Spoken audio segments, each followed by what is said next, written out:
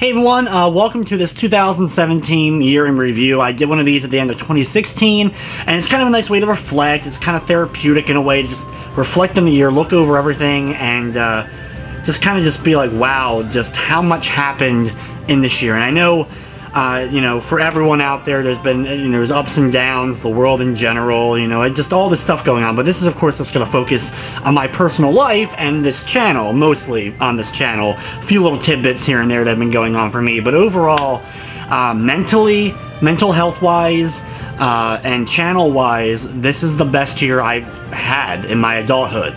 This was the best year I've had. I'm not still a millionaire. I'm not even making minimum, really, when you factor in all the hours and stuff like that, but I'm doing much better overall than I was at this time last year. And that's all thanks to you guys, though. Without you subscribing to this channel and joining this channel and, retweeting or sharing or telling your friends or just consistently watching, you're the reason why I'm still sitting here in 2017 like I was at the end of 2016, or sorry, now 2018. I'm gonna mess. I saw the meme already where, like you have the 7 messed up and try to turn into an 8, expect 3 months of that. Of course it's gonna happen. So I'm probably gonna refer to the wrong year most of the time. So when I say last year in this video, I'm probably referring to 2016 just because of the way I'm gonna end up referring to stuff. But just looking at 2016 as a whole year, I have 1.8 or 1.7 million views or something like that, as well as I gained 4.5 thousand or so, 4,500 or so new subscribers, a little over 4,500 new subscribers. So I hit the 15,000 mark at the end of last year, and I kind of set a pipe dream of hitting 25,000 by the end of this year, but that was an extreme stretch. I didn't have any thought that I could reach it. And we didn't quite reach it, but we got really close. I mean, it was just under the 24,500 mark at the end of 2017. A total gross of subscribers of 9,000. Really close to my, like 8,943 or something like that. Really close to doubling the amount of new subscribers I gained in 2016. And if you don't remember, 2015, the year prior to that, I had gained like 1,700 new subscribers, which was still a pretty good year for me at the time, because I really wasn't, I was trying to do this as a job, but it wasn't working. Nothing was working at that time, and that really is what I changed last year, and I, even more so, I think this year, grew the channel even more so. I worked harder than I did last year, and I've worked harder than I ever have on stuff. This entire year has just been a blur. I'm looking at all these videos I did this year, and I'm just like, I barely remember playing said game, and I barely remember working on that. I was like, wow, it's already been 7 months since I spent that 20-hour period straight playing such and such game. So I figured for this year in review, we're going to look through the months. I'm not going to add a lot of fancy footage and stuff like that, just because I unfortunately don't have the time to edit it really before I get ready to go to MagFest, which is coming up this Thursday. So if you're going to MagFest, you see this video, I'll put out some tweets and stuff, but I'm not doing a big whatever, because I'm not a guest or anything. MagFest is my favorite convention every year. I'm thrilled to get to go again. There's been some problems with the registration and hotel and all that, but it's still a lot of fun. But I will be at that all this weekend. So if you're going to MagFest and you happen to see me, feel free to say hi. I'm not doing any panels. Unfortunately, my panels all got turned down. I actually submitted for 3 panels. I thought at least one of them would make it through, but yeah, you never know. It's just one of those things that happens. But I still will be there. But last year, right around when I was about to do this video, is when I went to MagFest for 2017, which was a lot of fun. I did get to do a panel there. It was a follow-up to my speedrunning panel I did the year prior. And it went pretty well. It wasn't quite as good as I had hoped, because I tried to just mostly make it new stuff as opposed to just rehashing what I just did in the panel the year before that. But overall, I still think it turned out pretty fun. Some people seem to enjoy it, and that panel was cool, but I was mostly just having fun with friends. At that point, I was single, so like, you know, I went on a date there, and I was just trying to meet new people. I was talking to a handful of people at the time, and thankfully now I'm very happy with the situation that I'm currently in. I don't like doing too much as far as personal life details and stuff. I don't like I'll talk about myself all day, all night, but when it comes to others, usually I don't bring up things. But I'm very happy, I should say, at least as far as that's concerned, which is not what I was at this point last year, so that's helped with the mental state.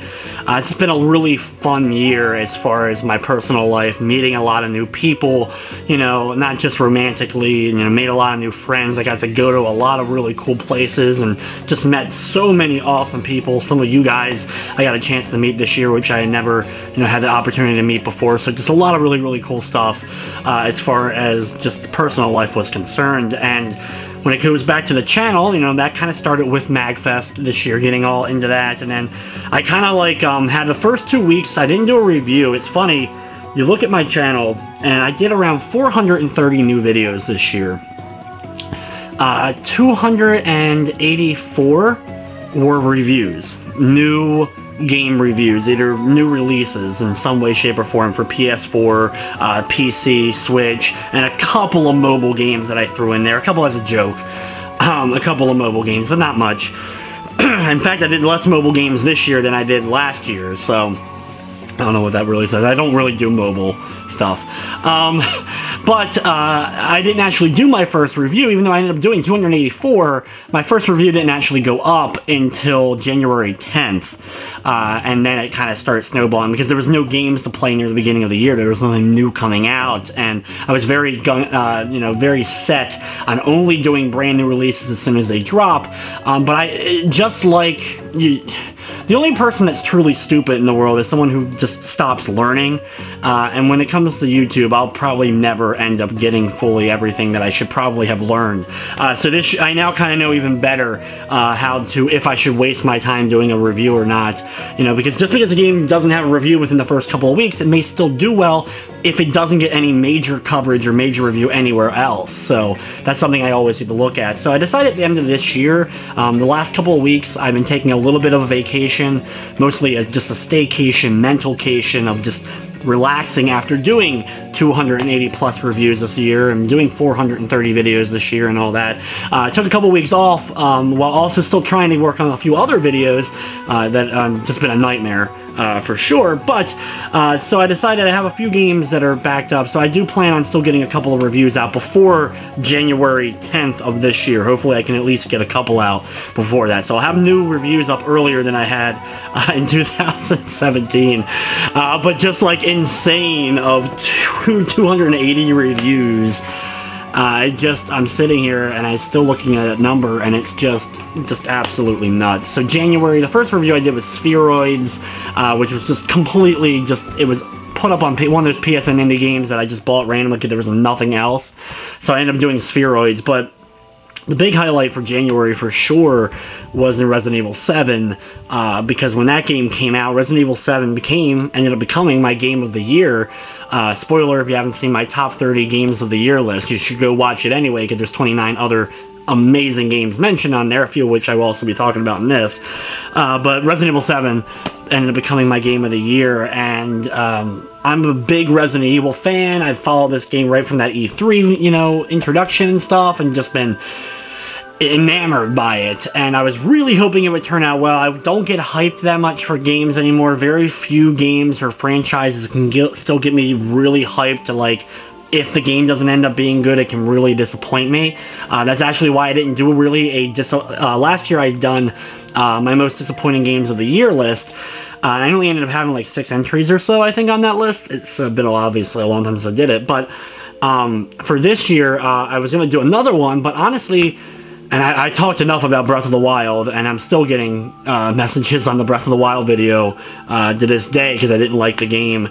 And it was just not meant to be what that video was not meant to be, but we'll get more into Breath of the Wild later, I guess. But that video wasn't meant to be what it was, and it became what it has become, and it's still going strong, that video.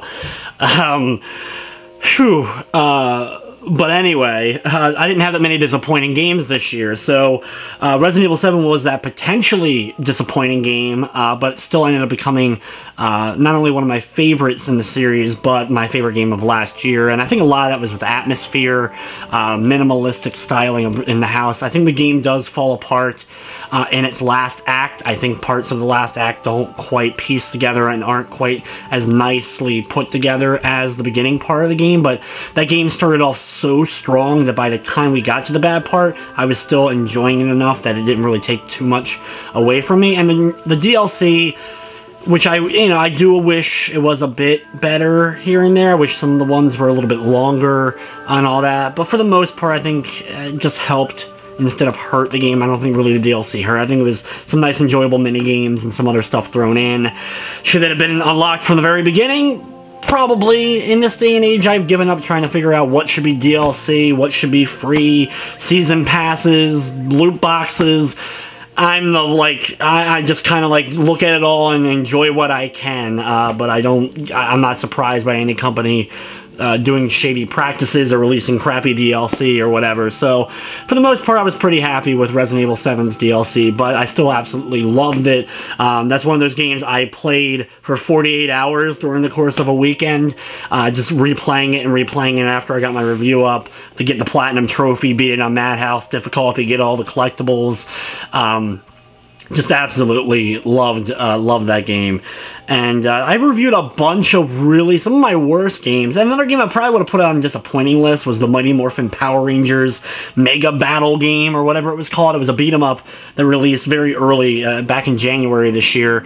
And I played on my live stream. It was just a very lackluster. I didn't like the animations. I didn't like the style. I don't think there was enough variety in the enemy typing.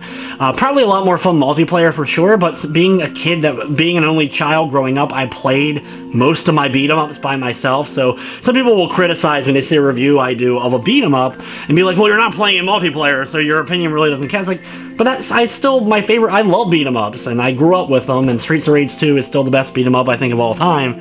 In fact, I'm doing a play-it-through for it in the next, week or so. It'll be up for you guys to watch. So that should be a lot of fun. I have a really cool run that I ended up getting for the play-it-through, so you guys will definitely enjoy it once it's done. But with beat-em-up games, it's one of those things. I play most of them and still do by myself. I have more fun that way, actually. I like the idea of, one guy taking on the massive amount of enemies. Well, probably why I love Dynasty Warriors games, even to this day, even though they're so monotonous. Just keep doing the same crap over and over again. But I also played some of the absolute worst games I would play all year in the months of January and February, right from the get-go. I had the awful, awful, awful Planet 2000. It was a game that didn't get a lot of buzz, but my review got a decent amount of views on it pretty quickly, mostly because it was up on a Reddit article, Reddit link, just talking about the game, how bad it was. Mostly not because the game was as bad as far as gameplay was. It was just a very boring kind of game. Once you, it just really wasn't a whole lot there. But more so, it was the fact that they did live-action cutscenes, similar to the Command & Conquer series, but they got adult film stars to be the actresses that give you your mission briefings, and it didn't go very well. Planet 2000, just look it up. You can look it up on this channel, just search it in YouTube and look up the cutscenes alone, because it's just absolutely hysterical. And of course, there was also Life of Black Tiger in January, another game that quickly rose as one of the worst, if not the worst games. It ended up making my worst games of the year list, but I had a few I put ahead of it just slightly. Oh boy, the rhino stacking and just some of the worst story, one of the worst, weirdest stories. The game has a level up system that I still, didn't understand, and, the game's difficulty spiked all of a sudden out of nowhere, went from being ungodly easy to actually, fairly difficult. Life of Black Tigers is one of those anomalies that it's hard to explain without playing it, but it's one of those ones you do not ever want to accidentally end up playing. I also had some cool playthroughs. I made a list on my phone just to make sure I didn't miss anything I wanted to talk about, but also, of course, I did a couple playthroughs that were fun, like Akari Warriors I did back in January. That was a very difficult run that took months. Took a few months to finally get that one. that one done. And then we jump into February, which I did a bunch of Famicom games, which were cool, like Layla, Attack Animal Gaikuin, or Gakuin, however you say it. It's basically a Space Harrier clone where you're playing as a schoolgirl battling animals. Difficult, and it was on the Famicom, and it ran pretty well, considering it was a Famicom game. One that I recommend. It has a weird box art. Like, the box art doesn't really reflect, at least the cartridge artwork. I have a copy of it somewhere, but it doesn't reflect the game all that well. It's kind of a weird, like, almost Picasso-esque thing going on. It's a weird artwork. But anyway, I also did a few interesting playthroughs. It wasn't a whole lot in February, because it was a relatively low month. Probably the biggest highlights highlights and lowlights. Highlight, Horizon Zero Dawn, for sure, was probably the best game I played in February. And then along with that, though, was also the pretty abysmal. It didn't make my worst of list, and the only reason it didn't, this is a thing, like, this would be on my worst of list. The only reason this didn't was because it didn't get a release outside of Steam. And with a lot of these Steam games being as terrible as they are, I kind of just ignored them because they are just, you know, they're just the asset, you know, drops and stuff like that, where they're just not putting any effort. So these games are far worse. So I wanted to make sure I included games I thought were actually, you know, if they made it the PS4 or Switch or Xbox One, then at least I feel like there was some more legitimate money behind them to put them on something like a worst of the, you know, list, because that's just how gaming is now with so many games out. And that's the reason why this one didn't make it. But Bloody Boobs. Whew, Bloody Boobs. There was not much of that game. It's a game, if you didn't see my review of it, definitely recommend checking it out. But basically, you are playing as a naked girl who was chained up in the dungeon. You're trying to escape. To escape, you have to worship at like 4 penis idol looking, like, they're idols. They clearly look like giant dicks. I apologize for cursing in this video. I'm gonna get demonetized, I know for a fact, even though YouTube has no room to speak on what gets monetized anymore after the latest controversy that's gone on. Just to add to YouTube lately. Kick off the year right, YouTube. But anyway, just the game was just absolutely awful. If you were able to get to the shrines, you won, and that was it. There was all to it. They had multiplayer. I don't know if they actually went back and fixed the game, added more to it or not. It was one of those things I saw was coming out, and I was like, I'll ask for a code, just because I didn't think I'd get one, because it was just a really small, really cheap release. But just, wow. What an experience Bloody Boobs was. I booted that game up, and after playing it for about an hour, I was like, okay, I gotta do a video for it, because it was just that bad. And I played another really bad game like that. I didn't do a review or video for it, or really talk about it much. I mentioned it a little bit in my live stream. But I played another game late in the year on Steam, where you walked around and just kicked people in the crotch. And that was the entire game, was you just walked around and kicked people in the crotch. It was really another just awful thing. It wasn't bad as Bloody Boobs, but it was pretty awful. March, of course, the big thing was the Nintendo Switch launch. A lot of fun. Had a couple of friends over for that to go pick up the system. Sean helped me go get it. We had to go to a couple of different stores to make sure we got the accessories. I ended up getting the Pro controller. I got an extra set of the stupid Joy-Cons, and like, we were all set for Nintendo Switch. I ended up doing a 24-hour marathon for the Switch launch, which was exhausting. It was pretty much when I decided I'm not doing 24-hour marathons anymore. I'm just getting too old for it. Like, I think a 20-hour marathon is about my limit, because those last 4 hours are just always so bad. But it was fun. I didn't have as much money as I would have liked going in, just because I wasn't able to buy quite as many of the launch games, but we got a fair amount of them. We got to play the Fast RMX, and I did a review for that one, the Super Bomberman.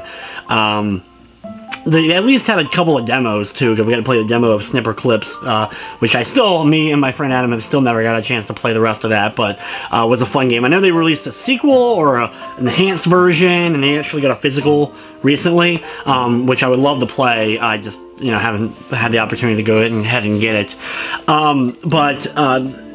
Also, of course, was Breath of the Wild. We also played 1-2 Switch, which I thought was actually fun for what it was. I don't know what people were expecting from 1-2 Switch, but it was exactly what I expected it to be. Maybe that's why I actually had fun with it, because it just kind of, I expected it to be a minigame comp that really should have been a free thing.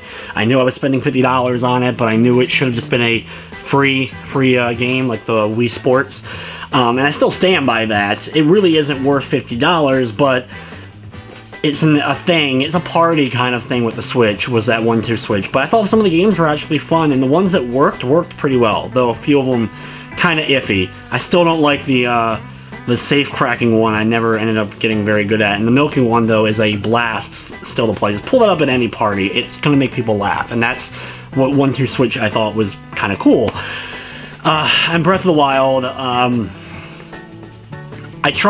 really tried to like Breath of the Wild because I love Zelda so much, and I love the Zelda series, and I've never been so disappointed or saddened by a game than I was with Breath of the Wild. I just didn't like the gameplay at all, and I still will one day I will go back and I will beat it. I don't know if I'm gonna 100% it, aka get all 1,000 seeds and all that stuff, but I probably will do a fair amount of it, just to say I did, because I've done it. I've 100% in every other Zelda, and that includes the CDI games, and that includes the Game & Watch, and the actual wristwatch, and all that kind of stuff. So I owe it to myself and the series that I've loved since I was a kid to at least go back and try it again at some point, but it's going to be on my own terms. It's not going to be on a live stream. It's not going to be with friends watching. It's just going to be me and the TV and no distractions, and just give it one more solid try. But I have to rebuy the game. Some point down the road I'll rebuy it and give it another try. I can't promise I'm going to like it next time around, but if I do, I'll do a dang video and I'll call myself a hypocrite right in front of everybody. But I don't think it's gonna happen, though. I think the DLC looks kind of cool though. Like motorcycles, just, why not at this point add a motorcycle? But as March continued, a lot of fun games, some of the ones I didn't really talk about as far as worst of or best ofs or anything on my list, so I figured I can talk about some of those smaller ones that stood out to me this year here, like Ikimu. Wow, what a bad 3D platformer. In a year of 3D platformer revival and coming back, and the likes of Super Mario Odyssey, one of the best 3D platformers we've ever seen, or at least for me, one of the best 3D platformers. I love Super Mario Odyssey. And then bad ones like we have Bubsy, which is 2.5D, but still, and Hat in Time, which I've heard nothing but great things about. I really want to give that one a try in the near future. And Ukulele, of course, dropped this year, and just all that. But then there was Ikimu, and basically looks like a poor budget PS2 title, and it's one of the worst playing. The hit detention's all over the place. The game's an absolute glitchy pile of mess. Please do not play Ikimu.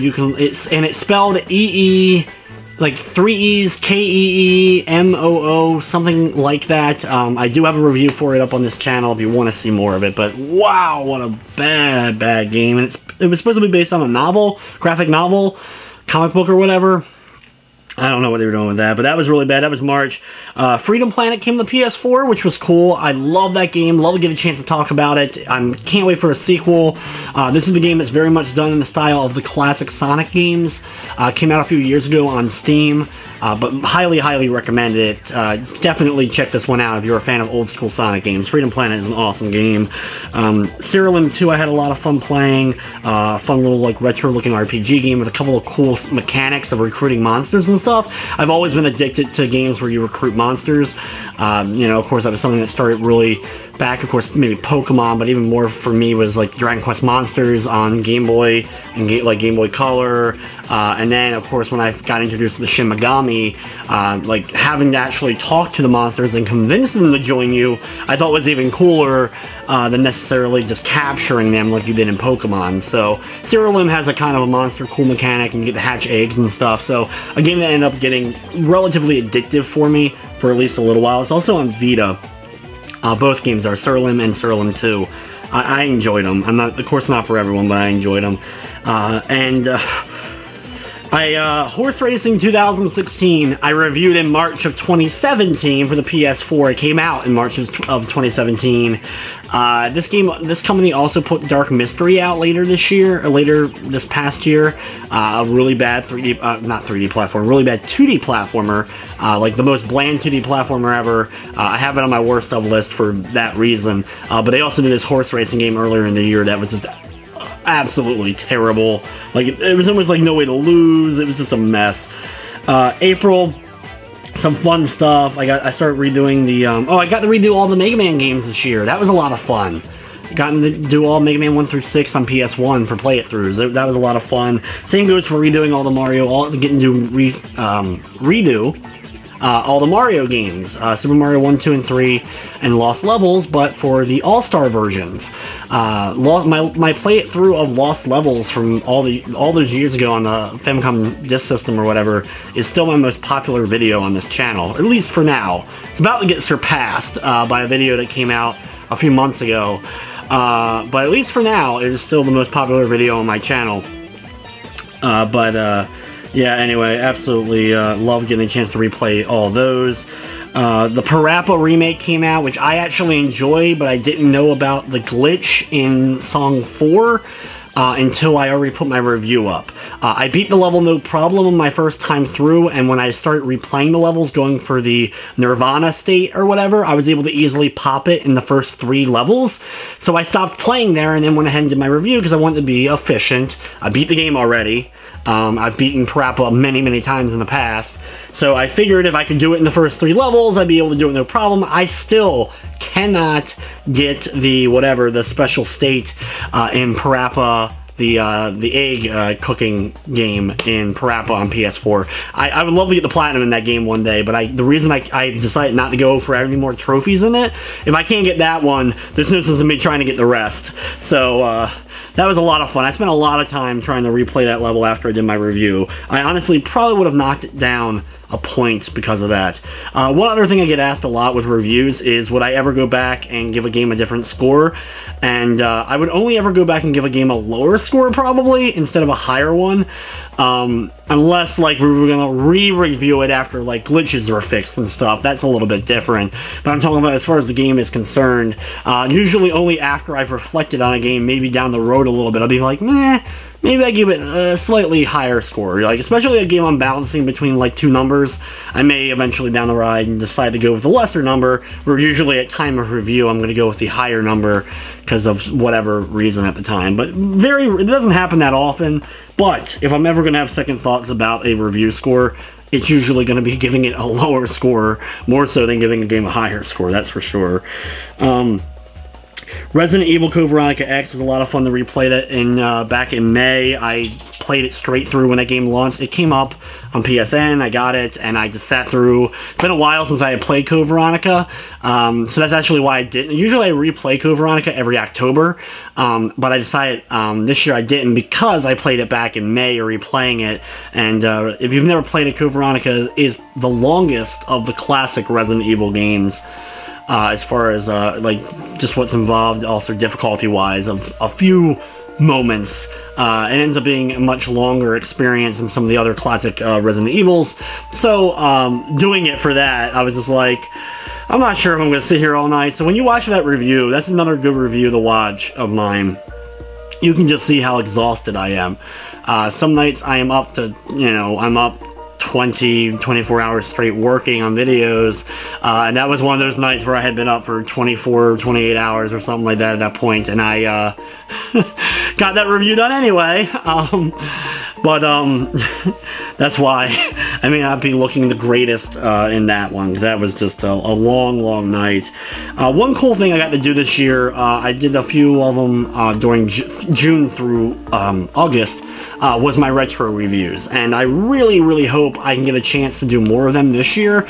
I stopped doing them in August. I was working on one for Dr. Robotnik's Mean Bean Machine, and I ran into a few problems with the video, and then I just got overwhelmed with other stuff that was coming out. We were getting into the holidays push, and October was an absolute mess for me. I'll get to that as we go, get to that point, but I really did enjoy doing those retro reviews, and I know the ones that you guys saw, the ones you guys out there who actually watched a bunch of them, I got a lot of positive feedback. There's a few mistakes here and there, and I definitely, wish I could go back and fix a few problems, but for the most part, I thought they were actually pretty enjoyable videos. It was the first time in a long time I went back and I rewatched a few of them from just a couple weeks ago. I watched a few of them I had done. And usually when I watch an old video, even if it's only been a few weeks, maybe a few months, I still usually hate it for one reason or another, but I still think the retro reviews, for the most part, held up, and they're actually pretty enjoyable little entertaining things without going over the top like a lot of other reviewers, do. These are very simple reviews, retro reviews, retrospectives, and that's what I like about them. So if you never got a chance to check them out, they're on the channel, they're in a playlist, you can get them all. Highlights for sure for me, the Wally Bear and the No Gang one. I loved doing the Wally Bear one. That's probably my favorite one I did. I also loved doing the Captain Novolin one, because I learned a few things about that game and its creation. So a lot of reason I like doing the retro reviews as well is I mostly focus on retro games that I already really liked as a kid, or ones that I thought were interesting as a kid. So revisiting them, I'm learning new things about them. So that's one of the things I've really enjoyed about doing those. So I'm hoping 2018 I'll get a chance to do a few more of those retro reviews for sure. I'm distracted by the hockey game as well. Of course, if you notice me looking that way, the hockey game's on. We're winning 2-0, and that's why I'm wearing the Vegas Golden Knights hoodie. If you didn't know, I'm a Las Vegas fan, and I have been since my thing was, as soon as they put a team in Vegas, it doesn't matter what sport it is, professional sport, I'm gonna be a fan, and that's kind of why I became a Vegas fan. So it's absolutely been an awesome first season. It's been incredible. I never thought a team would be an expansion team and do so well, but they did a great job thus far with that organization. It's been a lot of fun to watch. And it's worth the $25 a month I gotta pay in order to watch the games, because I live all the way on the East Coast. Also in June brought Too Many Games, which was a lot of fun. I got to meet some new YouTubers for the first time, people I hadn't met before. I met some viewers, met some other people, hung out. It was a lot of fun, did a couple of panels there, I was a guest. I will tell one funny little story though, real quick. Nice therapeutic thing to kind of get out. I made a complete jerk of myself in front of a few other YouTubers that I just met for the first time. So the convention on Friday, I try to make this short, starts at 2 p.m. I didn't realize it started at 2. I thought it started in the morning. So I woke up really early, like 7 o'clock, took a shower, got dressed, drank coffee. 8 o'clock rolls around and I'm like, oh, it's not until 2 I gotta be there. So I decide, what else am I gonna do? I'm bored. I decide to morning drink, and I decided to have some mead. And I was feeling pretty good by the time I made it over to the convention around 1 in the afternoon. I'm definitely feeling it, but I'm not not to some ridiculous level, but I'm meeting a few people for the first time, hanging out though, and it's going pretty well until another YouTuber, I won't say who it was, offered me a donut, and it's a powdered white donut. Normally I don't eat food in front of people, especially messy food. That's one of my things. Probably being self-conscious because of my mouth and all that stuff. So anyway, I decided to eat the donut anyway because I'm part intoxicated, meet new people, don't want to, whatever, want to try to fit in. Let me eat this donut. So I go ahead and eat this donut. The wind picks up as soon as I go to bite the donut, and the powder just gets everywhere. The white powder's all over my face. It looks like I just Scarfaced it face first into a giant mound of Coke. I'm just like, and I'm trying to brush this off. A couple people are talking to me. Another YouTuber, there's 2 of them on this YouTube channel, and I recognized the one, but I didn't recognize the other guy right away because I normally didn't see him without his glasses. Plus, I'm part intoxicated, and also my vision has been slowly getting worse over this year as far as distance goes. So I didn't recognize him at first. I'm like, oh, and I put it together. It was one of those really just embarrassing things, and I'm like, and I really like their videos, and I made it seem like I was a big fan, but I actually am a big fan of theirs.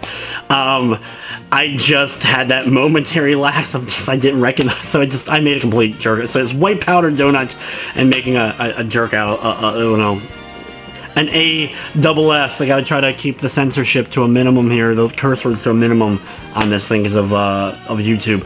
But anyway, either way, that was my fun time at Too Many Games. And that's what you don't do when you're at Too Many Games or at a convention. You meet people for the first time. Don't decide to drink mead at 7, 8 in the morning and then eat a powdered donut in front of people. It probably isn't gonna go well. Other than that, in June, what else did I even do as far as videos? Like I said, I made this big list. I made a lot of really cool stuff. Oh boy, I did this. I'll just talk about all of them now. This year, I did all these disgusting food challenges that I did. I did the Korean fire noodle challenge, which we had to eat the Korean fire noodles, and then I had to speed run the game Wolverine for NES, and no one could take a drink of water until I beat it. Like all these videos are up here, except for the pumpkin one. I have the video still, but I never uploaded it to YouTube. I need to just upload it. I thought I had uploaded it, but apparently I didn't. Even made a title card and everything, but I never uploaded it. It's highlighted on Twitch. But I also did the disgusting smoothie challenge, which was, oh boy, was that awful. And then the bad barbecue challenge, where I made the hot dog with all the horrible stuff on it, and it just, I'm still tasting those things now, so if you ever want to see me do even more stupid stuff with my life, you can check out, I think if you just search the word challenge here on this channel, you'll come across all of the ones that are on here, and they're all equally hilarious in one way, shape, or form as far as my pain is concerned. If your stomach easily is messed up, you probably don't want to watch those then. But then again, also, if you're already watching my videos and my face doesn't put you off enough, then you may be good to go. Your stomach's probably decent enough to go. So July, we hit 20,000 subscribers, which was just insane to hit the 20,000 subscriber mark. That's the first time in a long time that front number got a chance to change. Hopefully, this upcoming year, it won't be too long before that front number gets the change from 2 over to 3. So that'll be really cool to hit that 30,000 mark. Hopefully, it'll happen later this year. Also, I got to do a couple of cool games like Sonic the Hedgehog on Genesis. Also, the first Bubsy game I did to play it through in July. And then the big thing for July was Connecticut. This is the first time I ever got to travel to the state of Connecticut. I got to be a guest there. I got to hang out with some really, really cool people. And I hope that I get to go again, or at least to another convention up there, so I can hang out with some of those people again. It was a really, really fun convention. I got to meet some viewers and stuff like that, and got to do a few panels. Thanks once again to Lance and Jen for helping me get up to Connecticut and being able to stay with you guys in your hotel room. That way I was still able to go, because even though I was a guest, they only cover certain expenses. They didn't cover the whole thing. They also thought I was local, which wasn't the case. I was, from down in Maryland, so I had to take a train. It was the first time I ever took a train long distance, and not even that long distance, but from Baltimore up to Connecticut. So that was an experience I got to have, and one that was at least one of the things I did, and I was just like, you know what? That wasn't too bad. I got to fly a few months later, which wasn't as bad either as I thought it was going to be. But I have flown before. I had never taken a train before, so that was an interesting one. Not too bad overall of an experience, though. I kind of get worried. They don't check seemingly things security-wise on a train. Like a plane, you gotta like nearly strip to get on a plane. To get on a train to travel the same distance, they don't check really. You can pretty much bring whatever you want onto a train, and that's a little bit worrisome. At least at the train stations that I boarded on, they didn't check a single thing in my bag or anything. So I guess that's a good thing, or not a good thing, or I'm just worried. Either way, that was my experience on a train. That's like the only really memory that stands out, was just like the lack of like security stuff to deal with.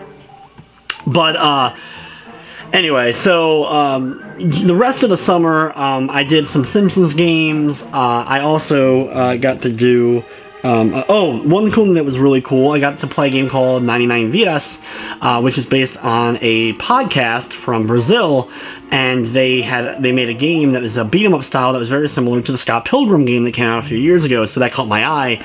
And after playing it on my live stream, some of those who worked on the podcast and all retweeted it, so I had a lot of fans, a lot of viewers come in from Brazil that day that ended up subscribing to the channel. I don't know, follow the channel at least. I don't know if they ever stuck around or anything like that. If you're watching this and you're from that, that's awesome.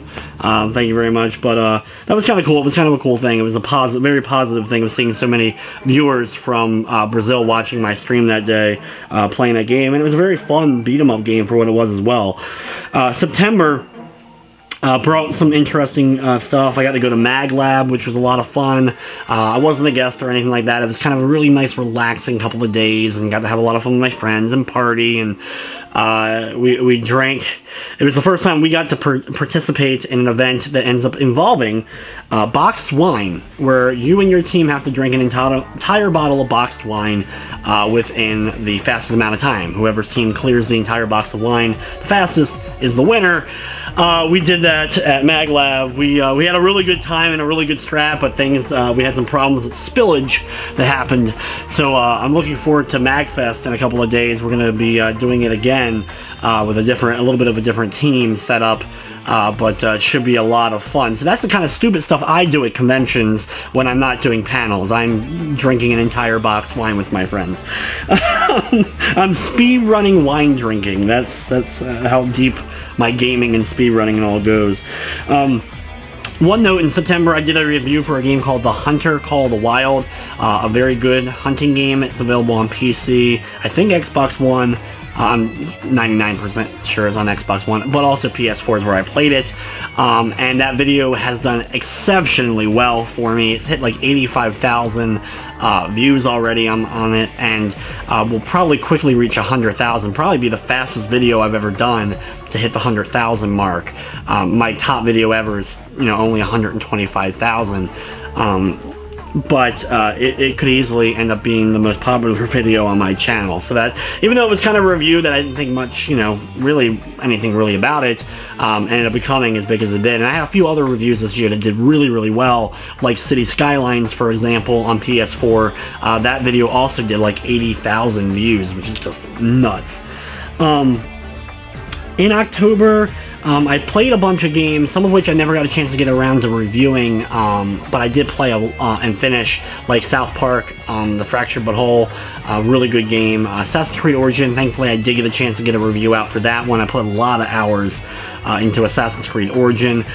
Same goes for Call of Duty World War II. I love the campaign in that game, had a lot of fun with it. Some great stuff though also. Road Rage was so awful. Oh god, Road Rage. But Sonic Forces, it wasn't great, but it had some moments. Sonic Mania though was clearly the better Sonic game this year.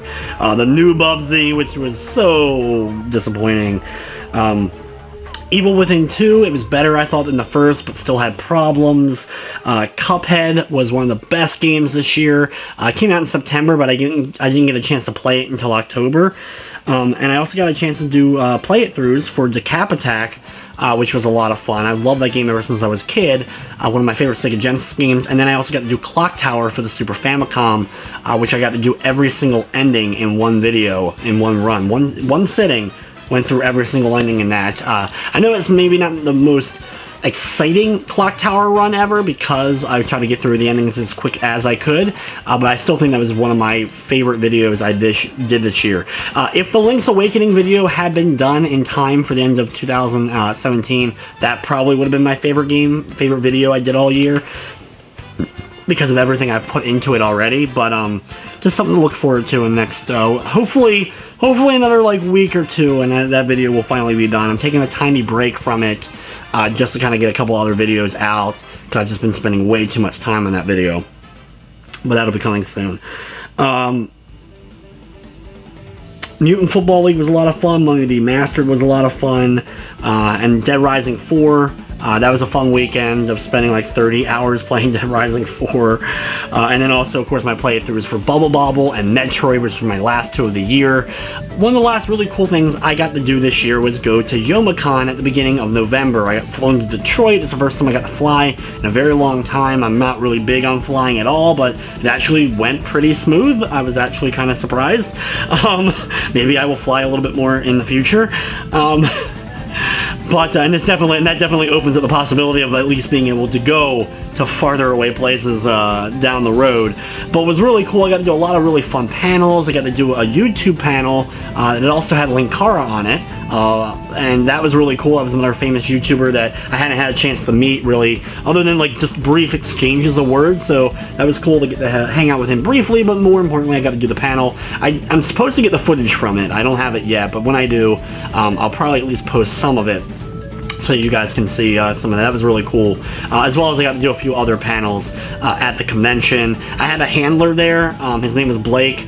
That was kind of a new thing, but was really cool. He helped me get around, get where I need to go, you know. The convention itself is so big, it's broken up into 2 areas. One's at this giant, beautiful hotel, which I also got to stay at, and the other one is at the Kobo, which is like right where the Joe Louis is and all that kind of stuff. So that was really cool to be over there. Just, you know, famous names, famous arenas, got to see some statues and other stuff. So a lot of really cool things getting to visit another city like that. Even I'm not really big on like cities in general, I still appreciate like landmarks, especially sporting history and that kind of stuff. So that was cool. I also thought the fact that we're right on the water, I get to look across from my hotel room and there's Canada right there. That was really cool, something that you take for granted if you live there, but I thought at least was part cool, and I almost was tempted to go grab a boat and go across. In fact, one day, the fog on Sunday morning, the last day, the fog was so bad, I just wanted to jump into a rowboat and just start rowing across to Canada, Silent Hill 2 style it, across. I can't talk about the event though briefly without bringing another thing up. I met a friend while I was there, and we hung out. It was really, really fun. Ended up spending like the whole night just talking. We went to the arcade, all that kind of stuff. Had a really good time. And then unfortunately, a couple weeks after I got back, we kept talking on like Facebook and stuff like that, and texting and all. But they unfortunately ended up passing away just a few weeks after the convention. They ended up overdosing, and it's just one of those things that kind of hit me at the end of the year. So something I really didn't talk about a whole lot, a little bit on my live stream, and I posted a message on Twitter. But another thing that kind of slowed me down here at the very end of 2017, which I do feel bad about, is that it kind of like when it hit me, it was like not just dealing with the loss of somebody who just, you know, and I only knew them for a handful of weeks prior to them passing, but it was just one of those things that with the drug epidemic and my own mortality and just what I want to do with my life and just where things, it just kind of all hit there at once, and kind of went from my mental state being so good for all this year almost, where I was in a really solid mental state. Not that I didn't have problems, I've had plenty of issues, plenty of drama that's come up. There's a lot of stress, stress with friends, stress, you know, with family, stress with just life. But for the most part, it was a really, really, really good year, both, like I said, business-wise and mentally, and that kind of like cracked it a lot. So I do apologize for the last few weeks that I wasn't quite my normal self. So if content lacked either in enthusiasm or in quantity, I do apologize. And hopefully, I'm definitely coming out of it now with MagFest right around the corner. I'm going to be having a blast there. I get to see a lot of people that I don't get to see that often. So really, really looking forward to it. It's going to be a really good time. And I'll pull me right out of this, and I'll get right back to work, hopefully. As soon as I get back from MagFest, I'm just gung-ho on getting everything I needed done. But there you go, guys. That was my 2017 as a whole. I hope you guys had a good 2017. If you didn't, I'm sorry, and I hope, honestly, truthfully, that 2018 is a better year for you and for everyone that you know, and just for everyone. You get one life, you should be able to enjoy it. So try to do your best to enjoy your life no matter what ends up coming your way. It's something that is very hard to kind of like learn to do, but once you kind of do it, life does get better. And like I said, for the most part this year has been just amazing, and I cannot thank you guys enough for continuing to support this channel, continuing to watch it, subscribe, share it, all that good stuff. I would not be here without you guys. I just hope I've entertained or brought whatever I bring to your daily life or your weekly, whatever, your life in general. I hope whatever I bring, I'm able to continue bringing for many, many, many more years to come. Thank you all so much for watching, and of course, I hope you enjoyed.